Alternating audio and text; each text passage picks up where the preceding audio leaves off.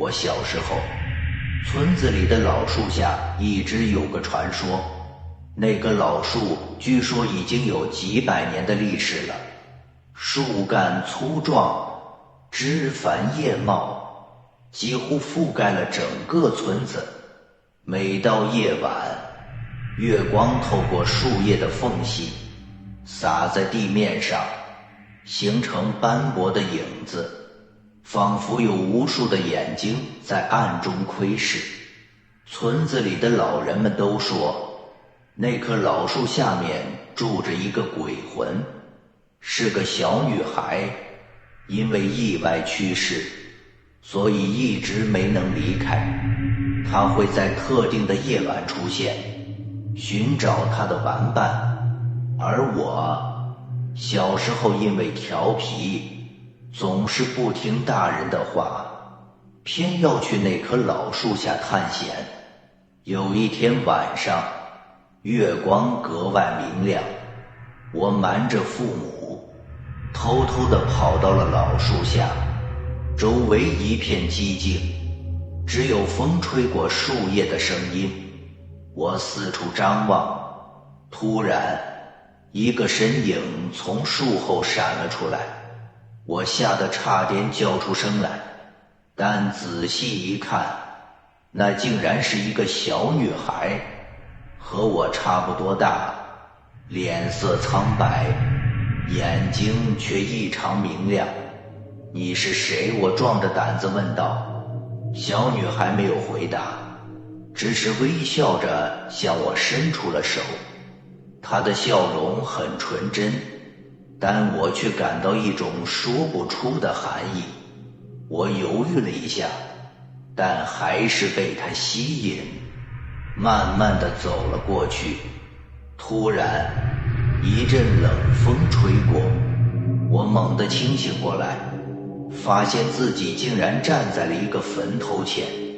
小女孩不见了，取而代之的是一座小小的墓碑，上面刻着一个我从未见过的名字。我吓得魂飞魄散，转身就跑。回到家后，我把刚才的事情告诉了父母，他们听后脸色大变，立刻带我去找了村里的老人。老人听了我的描述后，叹了口气说，你遇到了那个小女孩的鬼魂了。她一直在找玩伴，但你运气好，没有被她带走。从那以后，我再也不敢去老树下探险了。每次经过那里，我都会感到一阵寒意袭来，仿佛那个小女孩的鬼魂还在那里徘徊。随着时间的流逝，我慢慢长大，对那个故事也逐渐淡忘了。直到有一天，我无意间在村里的图书馆里翻到了一本关于村子历史的书，书中记载了那棵老树和那个小女孩的故事。原来小女孩是村子里的一个孤儿，因为一场意外而去世，她的尸体被埋葬在老树下。从此她的鬼魂就一直在那里徘徊。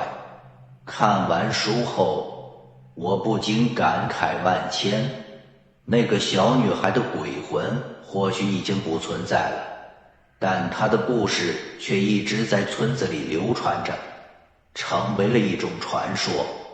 而我也因为这个故事，对生命和死亡有了更深刻的理解。这个故事让我明白，有时候我们所害怕的并不是那些看不见的东西，而是我们内心深处的恐惧和未知。